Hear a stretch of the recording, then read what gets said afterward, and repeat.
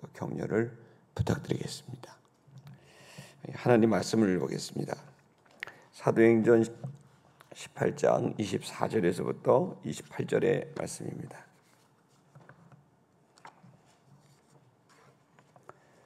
우리 한 절씩 교독하겠습니다.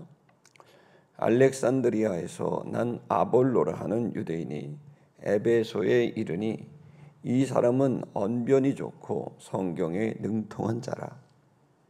그가 일찍이 주의 도를 배워 열심으로 예수에 관한 것을 자세히 말하며 가르치나 요한의 세례만 알 따름이라. 그가 회당에서 담대히 말하기를 시작하거늘 브리스길라와 아굴라가 듣고 데려다가 하나님의 도를 더 정확하게 풀어 이르더라. 아볼로가 아가야로 건너가고자 하므로 형제들이 그를 격려하며 지자들에게 편지 써 영접하라 하였더니 그가 감에 은혜로 말미암아 믿은 자들에게 많은 유익을 주니. 같이 하겠습니다.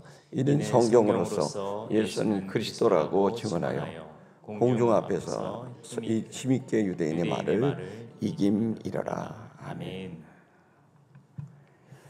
여러분, 우리 시티미션 교회는 성경에서 모든 것을 찾고 성경이 가장 중요하게 위치한 교회입니다.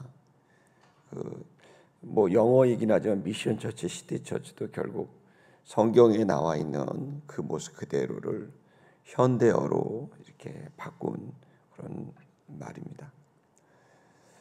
근데 이 교회가 이제 2000년 전에도 그렇고 2000년 동안도 그렇고 지금도 어떤 교회는 어떤 성도는 정말 열매가 가득하고 또 그리고 영향력이 있고 또 그 자신이 행복하고 평온하고 자유가 있는 그러한 신앙생활을 하는 성도나 교회가 있는 반면 어떤 성도나 교회는 자신에게 이렇게 묶여 있고 고독하고 외롭게 그리고 열매도 없이 자기만의 또 자기 교회만의 사역과 일을 하고 있는 그러한 폐쇄적인 성도나 교회도 많습니다.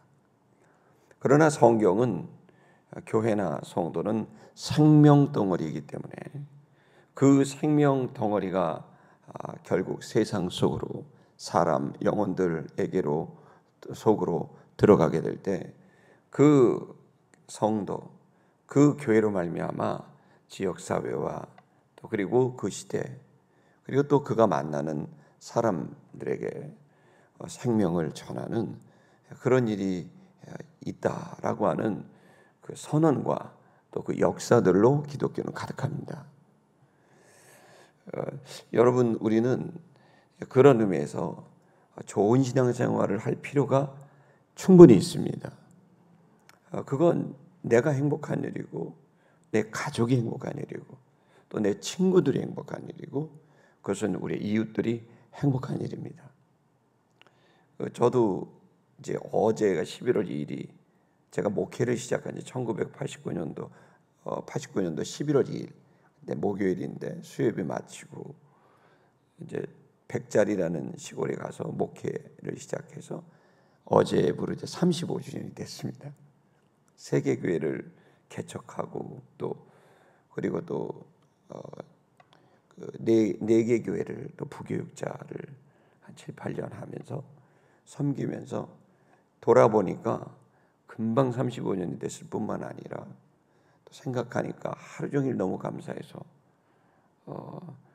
계속 하루 종일 울고 또 주님과 교제를 이제 나눴습니다. 신앙생활은 행복한 겁니다. 아멘입니까? 그리고 사역은 행복한 일입니다. 힘들고 벅찬 거는 있지만 행복합니다. 여러분, 우리는 이러한 좋은 신앙생활에 대한 이해를 해야 됩니다. 오늘 본문은 아볼로라고 하는 사람이 등장합니다. 배경은 에베소 교회입니다. 사도행전을 해석을 할 때는 사도행전의 이 흐름을 이해해야 되는데 예루살렘이 중심 교회였다가 안디옥 교회가 중심 교회였다가 그리고 마지막에는 에베소 교회가 중심 교회가 됩니다. 초대교회를 이끌어가는 중심 교회.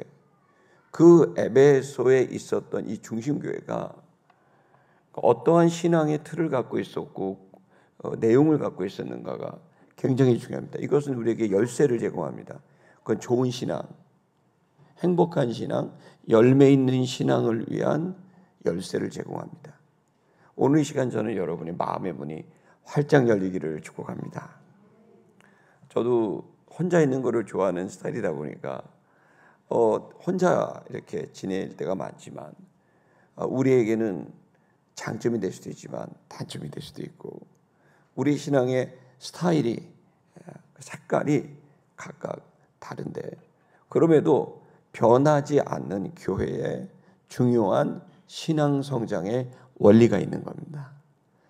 그것이 오늘 이 본문의 말씀에 첫 번째로 나오고 다음 주에도 바로 이 아볼로에 대한 이야기와 바울에 대한 이야기가 이어지고 있는 것을 알 수 있습니다. 교회가 건강한 교회는 에베소 교회라면 건강하지 않는 교회의 대표적인 교회가 고린도 교회입니다. 고린도 교회는 그들이 굉장한 재능을 가진 사람들이 있었습니다. 매우 똑똑하고 지적이며 또 그리고 다양한 경험을 하고 또 사회적인 능력이 있는 사람들이 많이 다녔던 교회가 고린도 교회입니다. 그러나 고린도 교회는 열매가 적습니다. 그리고 고린도 교회는 기독교 역사상 그렇게 기여하지 못하는 교회로 남습니다. 누가 보더라도 고린도 교회가 훨씬 똑똑하고 능력 있는 사람들로 구성됐지만 왜 이들은 이렇게 고린도전서 후서를 통해 보면 바울의 염려와 걱정 덩어리인 교회가 됐을까요? 왜 그들은 열매가 없었을까요? 고린도전서 6장이 그것을 우리에게 얘기하고 있습니다. 고린도전서 6장 19절에서부터 고린도전서 1장 12절 죄송합니다. 고린도전서 1장 12절 방송실 앞뒤를 조금 바꿀게요. 예, 이 고린도 교회 고린도서를 시작하면서 바울이 염려했던 내용이 그것입니다. 그것은 바로 파당입니다. 읽겠습니다. 시작. 내가 이것을 말하거니와 너희가 각각 이르되 나는 바울에게 나는 아볼로에게 나는 게바에게 나는 그리스도에게 속한 자라 한다는 것이니. 고린도 교회는 한 사람 한 사람의 신앙은 그들 나름대로는 좋았습니다. 그러나 이들이 열매를 맺을 수 없었던 영향력이 없었던 이유는 각각 자기의 신앙의 색깔이 너무 강했고 그리고 자기들만 뭉치는 소수의 사람들만 뭉치는 파당이 바로 이 고린도 교회에 있었습니다. 이 고린도 교회의 내용을 보면 나는 바울은 고린도 교회를 개척했습니다.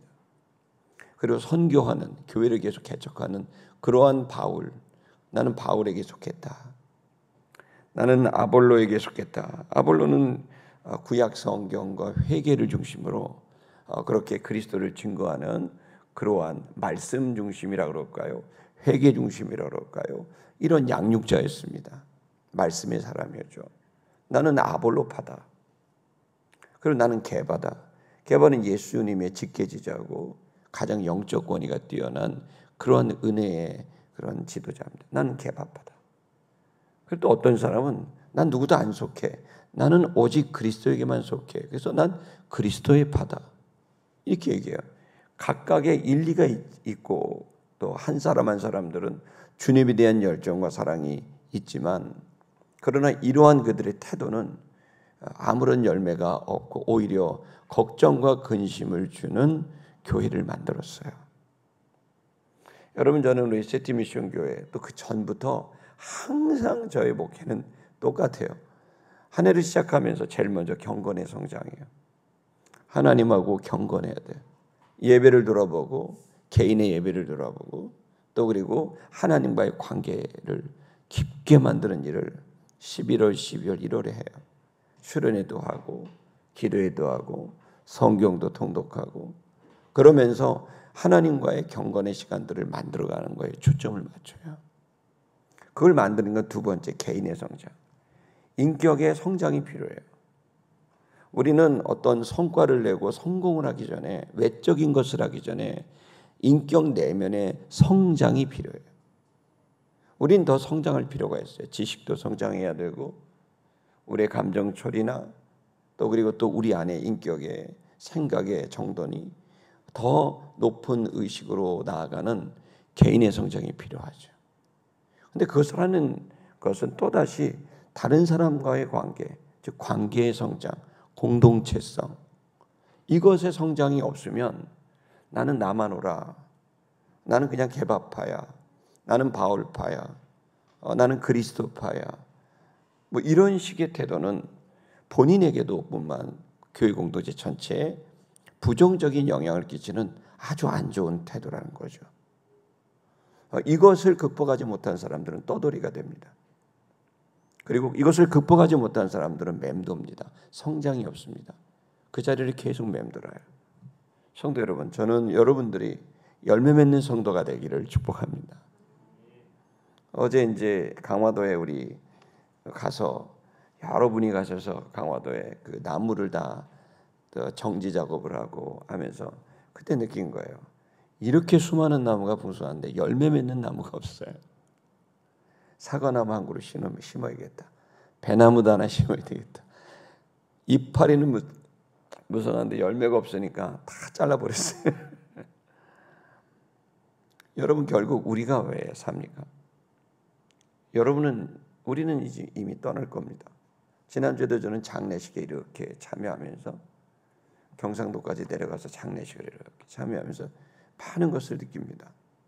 열매가 있다는 게 뭘까? 인생이 뭘까? 결국에는 자손들, 그리고 영적인 자녀들, 이 부분에 대한 심각한 고민이 우리 속에 있습니다.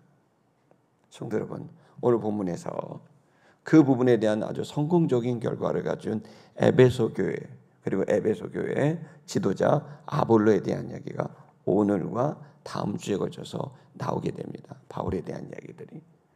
여러분과 제가 한 부분에 멈추지 말고 주님께서 열매 맺게 하시는 신앙으로 나아갈 수 있기를 축복합니다. 아멘. 이 본문의 말씀을 우리가 한번 살펴보도록 하겠습니다. 24절을 한번 보겠습니다. 24절 다 같이 읽겠습니다. 시작. 알렉산드리아에서 난 아볼로라는 유대인이 에베소에 이르니 이 사람은 언변이 좋고 성경에 능통한 자라. 아멘. 아볼로 그러면 이제 그 아폴로스라고 하는 그 아볼로는 그야말로 여기 본문의 말씀에 대단한 사람입니다. 뭘로 대단하냐면 지식과 성경에 아주 학문과 성경에 능통한 자입니다. 그리고 그것을 잘 전달하는 언변이 뛰어난 사람이었고, 그리고 그는 세상 학문과 그리고 성경, 그때 당시는 구약 성경이죠. 그 구약 성경에 대하여 능통해서 그 학문과 세상의 학문과 구약 성경을 통해서 예수가 그리스도라는 사실을 전달하는, 그래서 요한의 세례라고 하니 흔히 일컫는 회개의 세례를 이야기하면서 특별히 유대인들을 깨우는 일을 그 아볼로가 했고, 그리고 그 유대교인들 중에 개종된, 그래서 유대 개종자들을 성경으로 양육하는 일을 이제 아볼로가 아주 잘했던 사람이에요. 왜 그럴 수밖에 없었냐면 여기 본문에 알렉산드리아에서 왔다라고 되어 있습니다. 이 알렉산드리아는요, 북아프리카 지금에도 알렉산드리아가 있습니다. 바로 이집트에 있는 것이고요. 세계 7대 불가사의 중에 하나가 알렉산드리아 도서관입니다.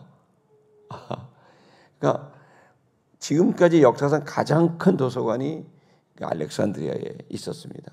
지금도 그 흔적이 있습니다.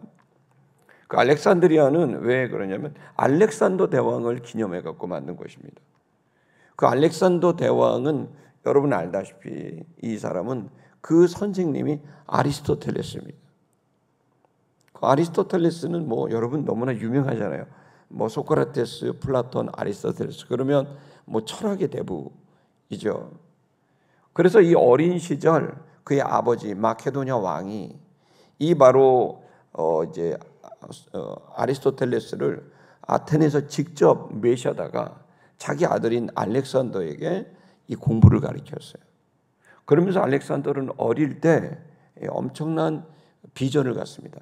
그건 뭐냐면 인류를 한 단계 끌어올려야 되겠다. 뭘로? 지식으로. 그래서 알렉산더 대왕은 정복전쟁을 한 이유가 다른 왕들하고 조금 다릅니다. 다른 왕들은 더 넓은 제국, 우리 민족의 안녕과 번영 이런 것이라면 알렉산더 대왕의 비전은 달랐는데 온 인류를 바로 그를 알게 하는, 생각을 할 줄 알게 하는, 철학을 할 줄 알게 하는 그러한 이제 인류를 만들겠다는 아주 특별한 비전을 갖게 된 겁니다. 그래서 알렉산더 대왕은 정복 전쟁을 할 때 특이하게 합니다. 물론 전투를 합니다. 그런데 대부분은 전투를 하지도 않고 정복이 됩니다. 그런데 한 가지, 그러면서 알렉산더 대왕이 했던 건 너희의 권력을 인정하겠다. 그러나 한 가지를 꼭 해야 된다. 그 한 가지가 뭘까요? 헬라어를 써야 된다. 헬라어를 써야 된다는 거예요. 왜 헬라어를 쓰라고 말했을까요?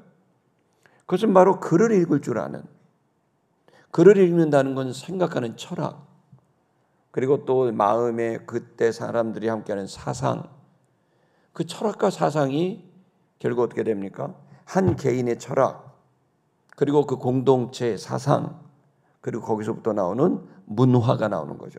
그걸 뭐라 그래요? 문명이라고 그러죠. 바로 알렉산더 대왕은 지식의 문명을 원했던 거예요. 문명. 그러니까 여러분, 문명이라는 건 그럴 문자를 쓰죠. 그럴 문자. 모든 인간은 글을 통해 변화됩니다. 그걸 인류는 안 거죠.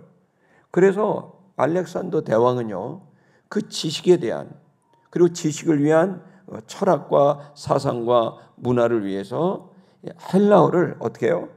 공용 헬라어를 또 만들어요. 훈민정음을 만드셨던 세종대왕처럼 말이죠. 알렉산더 대왕은요, 어려웠던 헬라어를 누구나 배우기 쉽게 만들어요. 그 헬라어가 그 전까지는 아테네 중심의 헬라어였는데 에틱 헬라어라고요. 근데 이 언어가 어려워요, 조금. 그래서 철학을 만들다 보니 너무 어려우니까 일반인들이 배우기 어려워서 모든 일반인들도 다 글을 알 수 있도록 하는, 우리 세종대왕님하고 똑같은 생각이죠. 그래서 만든 헬라어가 코인의 헬라어예요. 그 코인의 헬라어가 뭐죠? 그 코인의 헬라어는 누구나 다 시장에서 거래를 위해 책을 읽고 공부시키기 위해서 자음과 모음으로 구성되어 있는 헬라어를 만들어요. 그 헬라어를 만들고 이 헬라어를 정복된 모든 나라에 이 헬라어를 쓰도록 만들었고, 이 헬라어로 공용어를 만들어서 이런 문명을 이제 만들고자 하는 비전을 가진 거죠. 그리고 더 재밌는 건 이 코인의 헬라어로 뭐를 했는지 아세요? 더 재밌는 건 이분은 정복 전쟁을 하다면 그 나라에 언어가 있을 거 아닙니까? 예를 들어 뭐 유대인은 유대인 언어가 있고, 이집트 사람은 이집트 언어가 있고, 여러분 한족은 한족의 언어가 있을 거 아닙니까? 그걸 다 뭘로 바꿔요? 버전으로 바꾸죠. 그것을 어떻게 해요? 다 번역을 해요. 어떤 언어로? 무슨 언어로 번역했겠어요? 헬라어로 번역한 거예요. 그리고 그 헬라어로 번역한 책들을 어디 모아요? 알렉산드리아, 그리고 에페소, 이런 곳에 거대한 도서관을 세우고 거기에 전 세계의 글, 전 세계의 상형 문자 혹은 글 혹은 구전을 다 뭘로 만들어요? 헬라어로 만들어서 지식으로 만들어요. 여러분들 그 중에 가장 큰 도서관이 어디라고요? 알렉산드리아 도서관인 거예요. 그래서 알렉산드리아 도서관에는 전 세계의 책이 와 있고, 그리고 전 세계에 뭐가 와 있어요? 책을 번역서가 와 있죠. 자, 그래서 만든, 여러분 성경을 최초로 번역하게 된 게 어디죠? 알렉산드리아예요. 구약 성경을 최초로 번역한 곳이 알렉산드리아고, 예수님이 탄생하기 전 70년쯤 전에 알렉산드리아에서는 히브리어 성경을 헬라어로 만들어요. 그 성경을 septuaginti라는데 72력. 그래서 12지파에서 가장 똑똑한 랍비들을 불러다가 그들을 히브리어를 헬라어로 번역하는 작업을 하게 되는데 한 2명이 못 왔대요. 그래서 70명이 모여서 그 번역을 했다 그래서 70인 번역 이렇게 부르는 그 최초의 구약 성경을 헬라어 성경으로 만든 것이 어디다? 알렉산드리아다. 근데 성경만 번역한 게 아니고 전 세계의 모든 책을 헬라어로 번역한 것이. 그러니 여러분 알렉산드리아에서 왔다라는 이 표현은 뭘까요? 가장 먼저 나오죠. 알렉산드리아에서 왔다. 엄청 똑똑하다 이런 말입니다. 그 말은 너무나 똑똑한 아주 인텔리전트하고 엘리트 중에 엘리트다. 이 사람은 학문과 지식이 출중한 사람이다. 이 얘기를 하고 있는 겁니다. 자, 이 아볼로는 그러한 사람입니다. 두 번째는 뭐죠? 이 사람은 유대인이다. 그러니 여러분 학문이 뛰어날 뿐만 아니라 모두 갖고 있어요? 구약 성경에 능통한 사람이었는 거예요.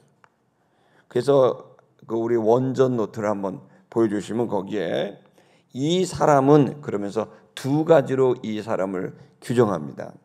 첫째는 뭐냐? 학문이 많은 사람이다. 학문이 많다. 여러분 우리가 이 아볼로에 대한 이해를 해야 됩니다. 지금으로 말하면 뭐 인문학이라고 할 수도 있겠고 또 어떤 그 세상적인 지식들이 대단한 사람이라는 걸 알 수 있죠. 근데 또 하나의 특징이 있어요. 그 사람은 학문적으로도 뛰어나지만 어떻게 해요? 성경에 능력이 있는 사람이었다. 그러니까 지식적으로는 뭐 바울을 능가하는 사람이라고 봐야 돼요. 지식적으로 봐서는 바울을 능가한 아주 지적인 신앙으로서는 최고의 인물이 바로 아볼로예요. 그러니까 아볼로는 그런 엄청난 학문과 성경적인 이 능통함을 갖고 있었던 사람인데 이 사람이 어디 왔다고요? 에베소에 오게 됐다는 거죠. 자, 이제 에베소 교회는 바울이 개척을 했고 또 여기에는 굉장한 그 두란노 소원이라는 좋은 공간, 거기도 또한 알렉산드리아 도서관과 같이 아주 대단한 도서관이 있는 거죠.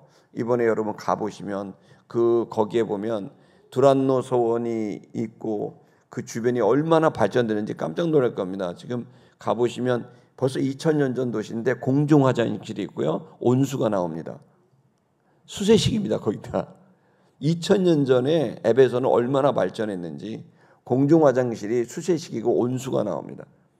그럴 정도로 어마어마하게 발전했고 그러한 최고의 도시 중에 하나가 에베소인데 그 에베소의 최고의 사람이었어요. 지적으로는 뭐 어마어마한 사람이 이제 오게 된 거죠. 자, 이 사람은 교회에 기여합니다. 그러나 바울이나 베드로만큼의 어떤 그러한 기여 정도는 아니지만 분명히 이 사람은 많은 사람을 키우는 일을 한 거죠. 그래서 바울은 뭐냐면 나는 씨를 심었고 아볼로는 물을 주었고 주님은 거뒀다. 이렇게 표현할 정도로 아볼로는 지적인 영역에 있어서는 대단한 사람이었다는 걸 알 수가 있습니다. 좀 더 우리 25절도 보겠습니다. 25절을 보면 그는 주의 도를 배웠습니다. 구약 성경만 알았던 게 아닙니다. 주님이라고 하면 이건 예수 그리스도입니다. 다시 말하면 복음을 알았어요. 그러니까 학문을 잘 알았죠. 구약 성경에 능통하죠. 거기다가 예수 그리스도를 그것으로 증거하는 사람이니 그야말로 오늘날에 이런 분이 나오면 할렐루야의 김상복 목사님 정도 될 수도 있습니다. 그런 정도의 엄청난 학문과 그리고 또 엄청난 또 열정과 이런 어떤 능력의 사람이 이제 에베소에 오게 됐죠. 이 사람으로 인해서 여러분 에베소 교회는 한층 더 건강하게 성장할 수 있는 기회를 맞이하게 됩니다. 저는 우리 세트미션 교회에 좀 저보다 훨씬 똑똑하고 또 성경에 능통한 그런 성경 교사가 함께 동역하기를 기도하고 있습니다. 아멘을 좀 크게 하십시오. 네, 그렇게 해야 우리 교회가 건강해져요. 학자가 와야 되고 또 세상의 학문을 알고 그러면서 열정이 있고 그리고 예수님을 아는 이런 사람이 와야 교회가 건강해질 수가 있어요. 그러면서 이 에베소에 이런 대단한 사람이어서 그가 와서 말을 했습니다. 그는 아볼로는 말을 했습니다.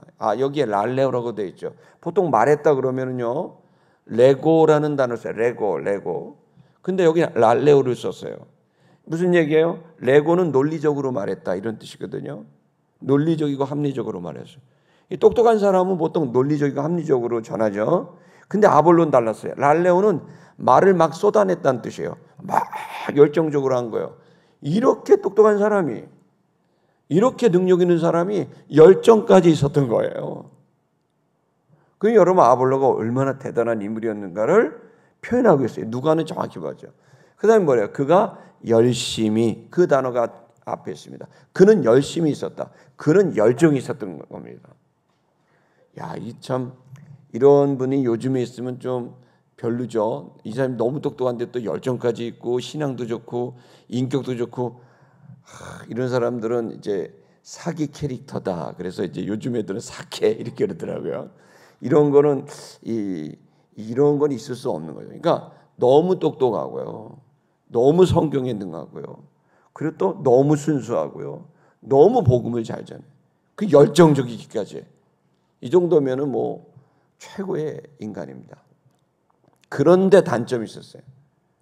그게 뭐냐면 누가가 관찰한 거예요. 그게 뭐냐면 요한의 세례만 알 따름이었다. 요한의 세례만 알아요. 요한은 뭐 최고의 선생이죠. 유대 최고의 선생이 요한인데 이 요한의 세례가 뭐죠? 유태인들이 예수님을 영접하도록 회개의 메시지를 전했던 거예요. 그러니까 아볼로는 회개를 일으켰어요. 특히 누구한테? 유태인들한테. 유태인들은 오만했어요. 얼마나 자기가 똑똑했다고 생각했는지 몰라요. 그것 때문에 바울은 너무 큰 고통을 당해요. 아무리 얘기도 들으려고도 안 하고 배우려고도 안 하고 오히려 막 공격하는 거죠. 그랬을 때 바울을 능가하는 아볼로가 유태인들을 압도하는 사람이었습니다. 그래서 여기 보시면 요한의 세례만 알 뿐이다 그랬어요. 그래서 그 요한의 세례를 통해 구약 성경을 통해 유대인들을 예수가 바로 그리스도라는 사실, 구원자라는 사실을 전하는 일을 하기 위해서 자세하게 예수에 관한 것을 가르치고 있었어요. 그러니까 아볼로는 유태인들에게 예수가 바로 구원자라는 사실을 구약 성경을 통해 계속 가르치고 있었다는 겁니다. 여러분, 이 복음 전도자였습니다. 26절을 우리 한번 좀 보겠습니다. 26절. 그래서 그가 담대하게 뭐죠? 예수님을 전하기 시작한 거죠. 자, 그런데 담대하게 전하게 돼서 그는 예수가 그리스도다, 구원자라고 막 성경을 통해 학문을 통해 그들을 막 압도하고 대단한 가르침을 에베소에서 하기 시작하니까 사람들이 이제 놀란 거죠. 그런데 보니까 브리스길라 아굴라는 그에 비해서 얼마나 학문이 없습니까? 이 사람들은 텐트메이커, 장사꾼들입니다. 생산직 근로자 출신들이에요. 그러니까 브리스길라와 아굴라가 이 아볼로하고 될 겁니까? 지적으로? 아니죠. 이 브리스길라와 아굴라는 고린도에서 본인들이 유대인 추방에 의해서 로마에 살다가 고린도로 와서 18개월 정도를 바울과 함께 거하면서 거기에서 복음을 들었고 거기에서 예수가 구원자라는 사실을 알게 됐고 바울을 자기 집에 모셔서 18개월을 섬겼어요. 그리고 바울에게 전도를 당해서 그들은 완전히 크리스천이 된 거죠. 그러다 보니까 바울에게 들은 복음이 있어요. 그래서 브리스길라가 아굴라가 이제 아볼로가 뭐 복음 전하고 있는 걸 듣다가 조금 뭐가 부족해라는 걸 알게 된 거죠. 여러분, 교회는요 굉장히 놀라운, 진리라는 거는 꼭 박사만 아는 건 아니에요. 진리는요 꼭 담임 목사만 다 아는 게 아니에요. 진리는 어린아이들도 알 수 있어요. 예수님이 그걸 깨닫게 돼요. 진리라는 건 세상의 학문과 달라요. 근원적이고 본질적인 거예요. 그래서 오히려 순수한 사람이 더 알 수 있고 각자마다 또 보는 관점, 자신의 관점에서 아는 게 있죠. 아볼로는 그렇게 대단했지만 요한의 세례 정도에 그쳤던 사람이에요. 그걸 중심으로 그리스도를 전했어요. 근데 브리스길라와 아굴라는 은혜로 말미암은, 그러니까 믿음으로 말미암아 의롭게 되는 이 은혜의 복음이라는 것을 그들은 체험한 거예요. 18개월 동안 제자 양육을 통해. 브리스길라 아굴라는 18개월 제자 양육 받은 거예요. 그런데 저렇게 위대한 복음을 딱 전달해요. 근데 그렇다고 아볼로를 너 잘못됐어라고 말 안 하는 거예요. 이 아볼로 브리스길라 아굴라의 태도, 또 그에 대한 아굴라의 태도, 이런 것이 있었기 때문에 에베소 교회가 부흥할 수 있었던 거예요. 근데 만약에 브리스길라 아굴라가 볼 때 그것도 똑똑하지만 그거 그만하세요. 그 요한의 세례만 있는 거 아니에요. 예수의 은혜의 복음, 믿음으로 말미암은 은혜의 복음이 있는 거야. 그거 너무 잘난 척하는 것 같아. 이렇게 말 안 한 거예요. 또 아굴라는 그 얘기를 듣고 아무것도 모르는 사람들이 뭘 안다고 얘기를 해요. 내가 누군지 알아? 나 알렉산드리아 출신이야. 이렇게 말 안 해요. 고린도 교회는 그렇게 말한 거예요. 저는 바울 선생, 저 그냥 개발을 쫓아요. 말씀하지 마세요. 이게 제 신앙이에요. 이렇게 한 거예요. 나는 아볼로를 쫓아요. 바울 선생, 난 당신을 쫓아요. 난 이도저도 아니야. 난 그냥 예수와 나만 있어. 난 그리스도만 쫓아. 이렇게 태도라니까 고린도 교회는 생명이 없어요. 반면에 에베소 교회는 브리스길라와 아굴라가 뭘 알아요? 이 양반들은 그냥 공장에서 일하는 사람이에요. 그런데 브리스길라 아굴라 이 부부가 그 아볼로의 설교를 듣다가 그를 데리고 왔어요. 아볼로 선생님 잠깐만요. 그 불러요. 자, 그 다음에 어떻게 하죠? 그를 불러다가 어떻게 해요? 그 다음 구절을 보시면 그를 불러다가 그들이 브리스길라 아굴라가 더 자세하게 요한의 세례를 넘는 믿음으로 말미암은 은혜의 복음을 더 전하게 됩니다. 그러면서 거기서 더 자세하게 풀어서 하나님의 도, 즉 구원의 길이죠. 이 구원의 길을 그 아볼로에게 전하게 됩니다. 그럼 어떻게 될까요? 대판 교리 싸움이 일어난 게 아니란 말이에요. 들었단 말이에요. 아볼로도 들었고 브리스길라 아굴라도 듣고, 그러니까 에베소 교회는 생명이 있었던 거예요. 은혜가 있었던 거예요. 27절을 한번 볼까요? 27절. 거기 보면 그러면서 이 하나님의 도를 더 전하게 됐습니다.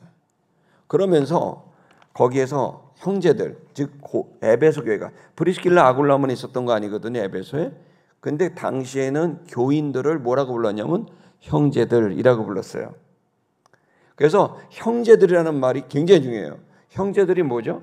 왜 굳이 갑자기 교회는 성도들이 이렇게 말 안 하고 형제들이라고 했을까요? 여러분, 형제들은요, 아델포스란 말이에요. 아는 이제 함께 위드. 아델포스는요, 겔포스, 그럼 여러분 혹시 그 약 이름 겔포스 아세요? 그게 아델포스에서 나온 거예요. 겔포스가 뭐냐면 위장, 장기기관, 그 자궁 이런 뜻이에요.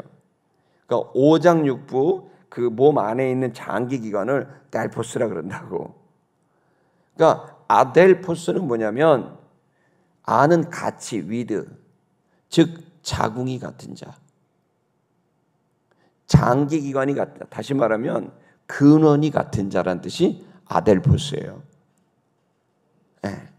그러니까 이들은, 에베소 교회는 뭘 알았냐면 우리는 각각 조금씩 다르지만 근원은 같다는 걸 알고 있었던 거예요. 우리는 다 달라요, 여러분. 이교가 다르고 김원이 다르고. 나 우리 김 목사님 설교 들을 때마다 은혜 받고 오늘 이제 기대하고 있어요. 근데 개인적으로 만날 때는 더 좋아요. 너무 재밌어. 부러워. 그 유머 감각이. 사람들하고 너무 잘 만나고. 근데 각각 달라요. 그렇지만 김원 목사님의 좋은 점과 또 저의 또 좋은 점도 있지만 저의 부족한 게 있고 김 목사님이 부족한 것도 있겠죠. 우리 모두는 다 성격이 다르고 또 성질이 다르고 그죠? 다 달라요. 근데 뭐가 같아요? 뭐가 같아요? 근원이 같아요. 아멘. 우리 모두는 예수 그리스도의 사람입니다. 예수 그리스도를 매개체로 하나님의 사람입니다. 한 성령으로 그죠? 한 성령으로 한 예수를 믿어 한 하나님의 형제들이 된 겁니다. 자녀들이 된 겁니다. 아멘. 교회는 그래서 굉장히 중요한 오묘한 삼위일체와 같은 그러한 공동체의 성질을 갖습니다. 성부가 다르고 성자가 다르고 성령이 다르죠. 그러나 성부와 성자와 성령은 또 하나이죠. 이건 우리의 인간의 말로 표현하기 어려운 섭리입니다. 그것은 그야말로 신비입니다. 그런데 여러분 똑같아요. 교회는 바로 통일성과 그리고 또 개별성이 있는 거예요. 우리 각자는 달라요. 아볼로가 다르고 게바가 다르고 바울이 달라요. 그러나 우리는 한 성령님을 매개체로 한 예수님을 믿고 그리고 또 한 하나님을 믿는 우린 통일된 근원이 같은 자들인 것을 믿길 바랍니다.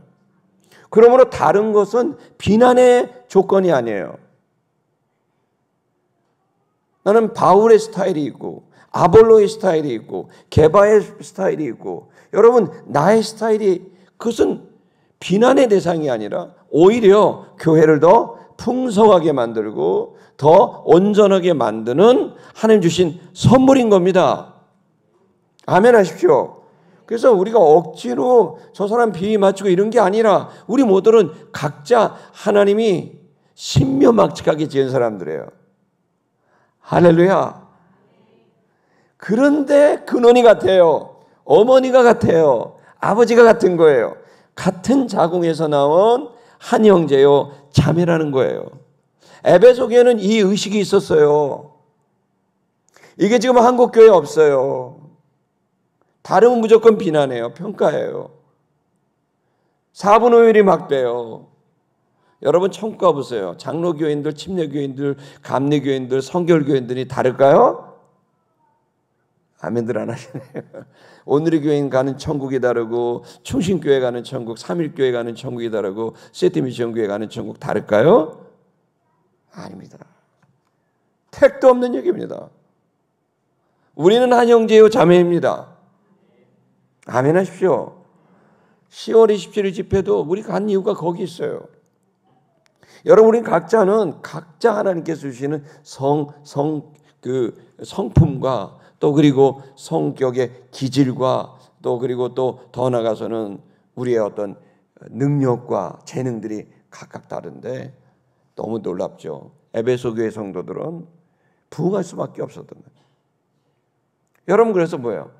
장려했다. 장려 가지고 헬라어 원문을 보면은 용기를 북돋워 줬다. 할렐루야. 장려했다. 용기를 북돋워 줬다는 거예요. 고린도 교회는 정반대예요. 용기를 북돋우는 게 아니에요. 계속 비난하고 비판. 나는 은사를 받았는데 병 고치는 은사, 나는 방언의 은사, 무슨 은사. 아니 각자 받은 거 감사하고 우리 모두가 연합하면 우리는 얼마나 풍성해질까. 아니 세상 사람들도요 지금 집단지성 이런 말 쓰거든요. 솔리다리티 어떤 함께 모여갖고 하나의 그냥 하나를 뜻을 이루자. 우리는 하나다. 뭐 이렇게 얘기를 하는데 말이죠.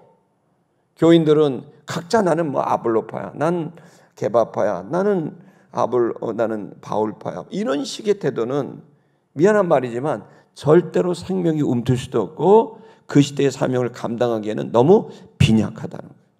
우리는 절대 나 혼자 세상을 바꿀 수 없고 영혼을 구원할 수 없습니다. 여기에 에베소 교회를 본받으셔야 됩니다. 아멘. 서로를 격려하고 내게 없는 거 그 사람이 있으면 너무 좋겠다. 당신이 그러니까 우리 교회가 풍성해지는 거야. 가족에게도 야, 너 어떻게 나를 안 닮았냐가 아니라 야, 너 때문에 우리가 참 풍성하다. 어떻게 이런 애가 태어나고 우리가 이렇게 웃지? 아니, 나는 우리 애들이 유머 감각이 너무 뛰어나요. 민준이가 얼마나 사람을 웃기려고 그러는지 몰라요. 근데 우리는 어쩔 땐 좀 창피하고 그래요. 막 길을 가다가도 음악이 나오면 막 춤을 춰. 있을 수 없는 춤을 추라는 자리 가서도 춤을 안 추는데 길을 가다도 막 갑자기 음악이 나오면 막 춤을 추면 나는 막 너무 창피해서 어디로 가고 싶고 어떻게 제가 왜 태어났지? 또 딸은 또 얼마나 말장난을 뭐 말만 하면 아빠를 데리고 들었다 놨다 하고 엄마를 들었다 놨다 하고 어떻게 그런 유머 감각이 났지? 우리한테는 없는데 근데 말이에요. 그러니까 어떻게 돼요? 주책바가지가 태어났네. 아유 우리 교회 아주 그냥 가문에 아주 그냥 먹칠하겠네. 이래요? 아니에요. 얼마나 풍성하고 아빠는 진지하고 딸은 한없이 깃털보다 가볍고 그냥 뭐 이렇게 뭐 아들은 그냥 바람이 나는 겨처럼 막 어떻게 이를 튈지 모르고 여러분 그러니까 가족이 행복한 거 아니에요? 아닙니까? 똑같아 봐요. 북한이에요. 박수를 북한은 똑같이요. 막 이러고 보면 얼마나 추해요. 못 보겠어요. 눈 뜨고 민망해서. 여러분 무조건 우리는 같을 이유도 없어요. 각자로 하나님이 신묘막측하게 졌단 말이에요. 그런데 우리가 느껴야 되는 건 다르지만 근원이 같다. 주님으로부터 우린 다 나왔다. 그래서 이렇게 다양하게 만들었구나. 나와 다른 사람이 오히려 감사할 일이지. 그게 어떻게 비판할 일이에요? 이게 복음인데. 여러분 지금 우리 고린도 교회로 갈 건지 에베소 교회로 갈 건지는 우리가 정해야 됩니다. 고린도 같은 가정을 만들지 에베소 교회 같은 가정을 만들지는 우리가 결정할 일인데 분명한 사실은 우리 각자가 다르지만 우리는 한 성령, 한 예수, 한 하나님 아버지로부터 났다는 사실을 인정하게 됐을 때 우리는 분명히 생명력 있는 공동체, 그래서 열매를 맺는 공동체가 열매를 맺는 신앙인이 될 것을 저는 확신합니다. 그래서 이 형제들은 아볼로, 브리스길라, 아굴라가 조금은 달랐지만 너무 서로를 격려했어요. 그래서 장려하면서 아볼로가 나 가이사는 이제 유럽입니다. 여기 지금 아시아고요. 아볼로가 가이사에서도 복음을 전하고 싶은 거예요. 그래서 가이사 지방 유럽으로 가고자 하니까 편지를 써줬어요. 괜히 아볼로를 잘 영접해달라고. 아가야에 있는 제자들한테 편지를 써서 이 사람들을 이 아볼로를 잘 영접해달라. 오히려 격려하고 인정해달라고 축복하잖아요. 이게 교회예요. 아멘. 우리가 지난주에 윤근 형제, 김보름 간사님, 강인구 목사님, 이보배 사님 갔단 말이에요. 남이에요? 아니에요. 열심히 축복하고 잘하실 수 있도록 거기다 편지를 쓰고 훌륭한 목사님입니다. 훌륭한 집사님입니다. 잘 부탁합니다. 이게 맞는 거죠? 그거 했겠어요? 안 했겠어요? 항상 여러분 저는 우리 교회 사역을 1년을 했던 10년을 했던 가게 되면은 항상 그 사람을 응원하고 지지하고 그 다음 걸음에서 이 사람이 일어날 수 있도록 격려하고 축복하는 일을 저는 우리 교회 문화라고 생각합니다. 여러분 교회에 저는 이 35년 목회하면서 교회에서 언성이 높아진 적이 거의 없었습니다. 근데 요 몇 년 사이에 좀 있었어요. 근데 요즘은 없더라고요. 할렐루야. 난 깜짝 놀랐어요. 내가 목회하면서 막 소리를 치고 이런 걸 전 처음 봤어요. 저는 목회를 하면서. 목회를 하면서 35년을 했지만 너무 놀래갖고 나는 그러니까 막 새신자가 보고 다 도망가 버리고 막 놀래갖고 막 심장이 벌렁벌렁거리고 교회에 있을 수 없는 일인 거죠. 교회는요 다르면 또 뭔가 이해가 안 되면 존중하고 한 형제와 자매니까 싸우지 않는 게 일 잘하는 것보다 훨씬 좋아요. 아멘 하세요. 그래서 순서가 있어요. 경건의 성장, 개인의 성장, 관계의 성장이 있고 난 다음에 뭐가 있다고요? 사역의 성장이 있는 거예요. 아무리 사역을 잘해도 싸우면 다 헛거예요. 제 목회를 그런 걸 여러 번 봤어요. 정말 훌륭한 목사님인데 설교도 잘하고 너무 좋아. 근데 성질을 못 이겨서 다 무너져 버려요. 여러분 집사님, 장로님들도 가정도 그래요. 수십 년 동안 잘 키워도 뭐예요? 성질을 못 이기면 무너지는 거예요. 이 시간 여러분, 오늘 우리는 이 진리를 알아야 돼요. 우리 모두는 한 성령, 한 예수, 그리고 한 하나님으로부터 나왔습니다. 아멘. 우리는 각자 다릅니다. 아멘. 그리고 그것을 축복할 수 있고 응원할 수 있기를 바랍니다. 그러면서 마지막 아래 구절에 보면서 왜 영접하라 그랬냐? 다음 구절 보시면 그것은 저가 가면 어떻게 된다는 거예요? 유익한 사람이다. 아볼로를 축복합니다. 그러면서 은혜로 말미암아 믿은 많은 자들에게 유익함을 주었다 얘기하는 거죠. 아볼로에 대한 얘기를 하는 거예요. 이 사람은 은혜로 믿은 이 사람들한테, 성도들에게 많은 유익을 줬다. 여러분, 은혜를 받아야 됩니다. 아멘. 그러나 아볼로처럼 성경을 또 알아야 됩니다. 아멘입니까? 은혜만 얘기하다 성경이 없어요. 그러면 여러분 흔들려요. 은혜의 복음을 알았다면 또 진리의 복음을 알아야 됩니다. 그 내년도는 성장해요. 올해는 예배해요. 여러분 개인의 예배 잘 드리고 계시죠? 가정 예배 잘 드리고 계시죠? 미션 처치 예배 잘 드리고 계시죠? 공예배 잘 드리고 계시죠? 아멘. 예배예요. 올해는 하나님 기뻐하시는 예배죠. 내년은요, 사람을 변화시키는 지도자예요. 다른 사람을 변화시켜야 돼요. 어떻게 해야 돼요? 성경을 알아야 돼요. 아멘. 성장시킬 줄 알아야 돼요. 이건 목회자들만 말씀 가르치는 거 아니에요. 여러분들이 말씀을 가르칠 수 있을 만한 역량을 갖게 하기 위해서 강화의 그런 수영관도 캠프장도 필요하고, 여기도 있는 이유는 바로 우리가 잘 어웨이큰, 깨어나야 되고 익힙, 준비가 되어서 말씀을 가르칠 수 있는 자, 복음을 전하고 양육시킬 수 있는 자로 성장하셔야 됩니다. 아멘. 그래서 여러분, 그 일이 바울은 교회를 개척하고 했지만 그 뒷감당, 사람 성장시키는 건 누가 더 잘해요? 아볼로가 더 잘해요. 바울은 깨우고 개척하고 진취하고 넓히는 일을 잘해요. 근데 아볼로는 뭐예요? 가르치고 성경 가르치고 성장시키는 일을 잘하는 거죠. 그래서 여기다 편지 쓴 거예요. 아볼로는 은혜로 믿은 우리들에게 매우 유익한 사람이다. 성경을 통해 더 탄탄하게 성장시키는 그 능력이 뛰어난 사람이니까 아가야 지역의 성도들아, 아볼로를 영접해라 라고 편지를 쓴 겁니다. 여러분, 저와 여러분들이 아볼로처럼 성장시킬 수 있는 은혜가 있기를 축복합니다. 또 여러분, 또 바울처럼 깨우고 교회를 개척하는 선교적인 사람이 되기를 축복합니다. 이거 각자 다릅니다.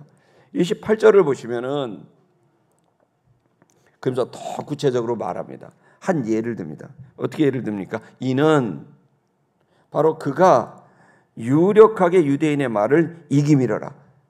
유력하게는 뭐죠? 압도적으로 굉장하게 유대인들을 이기더라. 유대인들의 입이 그냥 막히더라. 입을 막아버리고 이기더라.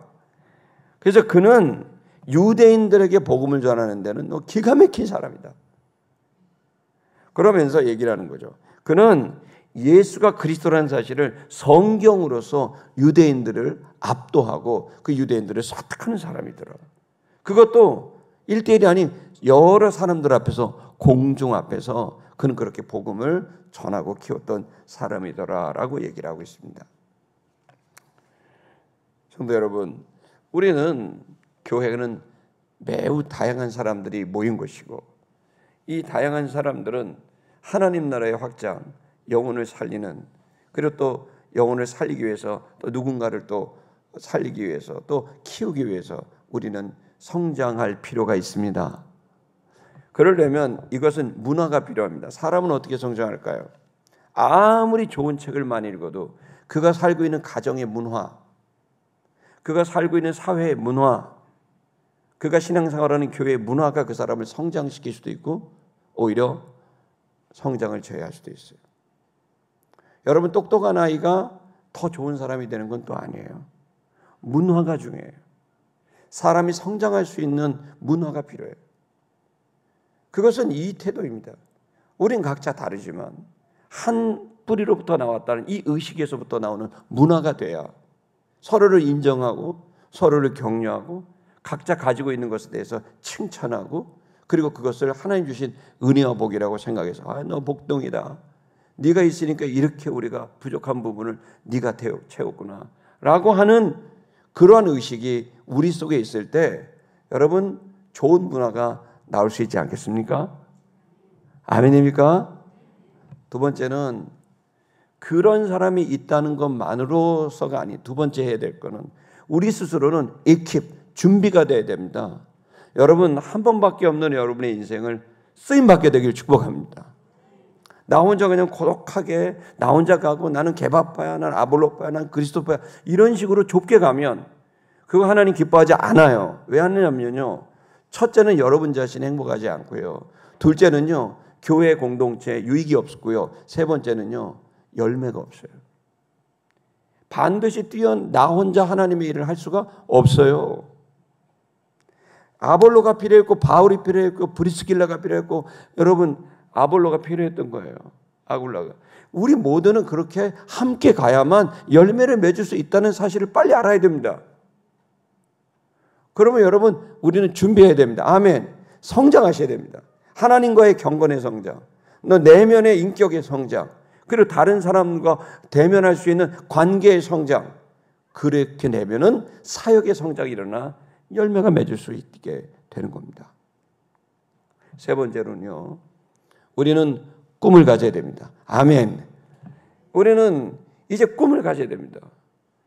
우리 인생에 아비들은 성령이 임하면 아비들은 뭐 한다고요? 꿈을 꾸고 청년들은 이상과 환상을 갖고 자녀들은 미래를 예언하게 되는 여러분 우리는 언제 하나님 부르실지 모른다. 이건 뭐 여기 청년 서의원 지금 젊지만 올 때는 순서대로 가도 갈 때는 순서가 없는 거야. 우리는 꿈을 가져야 돼요. 내 인생이 이렇게 가면 안 돼요. 여러분 우리 교회가 이렇게 가면 안 돼요. 여러분 정말 우리 교회도 21세기 마지막 시대에 가정을 바꾸고 일터를 바꾸고 학교를 바꾸고 도시를 바꾸는 21세기 노아와 방주를 지어야 되겠다. 이런 마음을 가져야 됩니다. 여러분 3만 명 모이는 한 교회가 세상을 못 바꾸더라고요. 3만 명 모이면 뭐예요? 그러나 사명이 있는 100명 모이는 교회 300개가 세상을 훨씬 더 바꿀 수 있다고 저는 믿고 있는 거예요. 그런 시티 교회들이 막 도시마다 세워져야 돼요. 그 전에는 여러분 한 사람 한 사람들이 여러분들이 선교사가 돼갖고 여러분의 가정을 교회로 만들고 일터를 교회로 만들고 도시를 교회로 만드는 여러분 그러한 꿈을 가져야 돼요. 아멘. 근데 목사님 나는 어떻게 합니까? 어떻게 하겠냐? 함께 하면 되죠. 나는 깃발을 들고 우리 모두가 힘을 모아서 그렇게 할 수 있도록 도와주고 또 나도 배우고 훈련받고 성장하면 왜 안 됩니까? 35년 전에 저 21살이었습니다. 성경 일독도 못했습니다. 오로지 예수가 구원자라는 사실밖에는 몰랐던 철없는 이제 막 구원받고 제대로 모르는 이 천방직축 같은 제가 오로지 담임 목사님이 교회를 개척하라는 말에 그분 사돈 동네에 가갖고 돈도 안 주시고 집도 안 주시고 아무것도 안 주는데 교회 개척하라니까 갔죠. 매일 굶었습니다. 2년 동안 사람이 살지 않는 폐가에서 흙벽돌 집에서 그거 구멍 메꿔서 공짜로 얻어서 거기서 교회를 했는데 3년 만에 예배당을 졌습니다. 그 예배당이 아직 100자리 있습니다. 제가 했다고요? 아니에요. 우리 외삼촌은 초등학교도 못 나왔습니다. 미장이라고 이거 시멘트 하는 걸 했어요. 내가 삼촌 찾아갔어요. 삼촌, 외삼촌. 우리가 성도가 있는 예배당이 필요해. 삼촌 도와줘 그랬더니 삼촌이 교회도 안 다니고 맨날 미장하면 저녁에 약주를 드셔서 삼촌이 쓰러지면 제가 가서 업고 삼촌 술 먹지 마 그러고 이러면서 됐는데 그 삼촌이 네가 나 업어 좀 갑시다 임마. 그러더니 친구들 데리고 와서 보르꾸로 예배당 32평짜리 2층짜리를 줬어요. 저는 우리 모두는 누구나 가능하다고 생각합니다. 여러분들 꿈꾸셔야 됩니다. 하나님의 나라는 위대하고 아름답습니다. 이 아름답고 위대한 일에 저는 여러분을 도전합니다. 여러분 남은 인생 하나님 나라 확장을 위해서 성장하시고 연합하시고 동역하셔서 열매가 있기를 축복합니다. 찬양하겠습니다.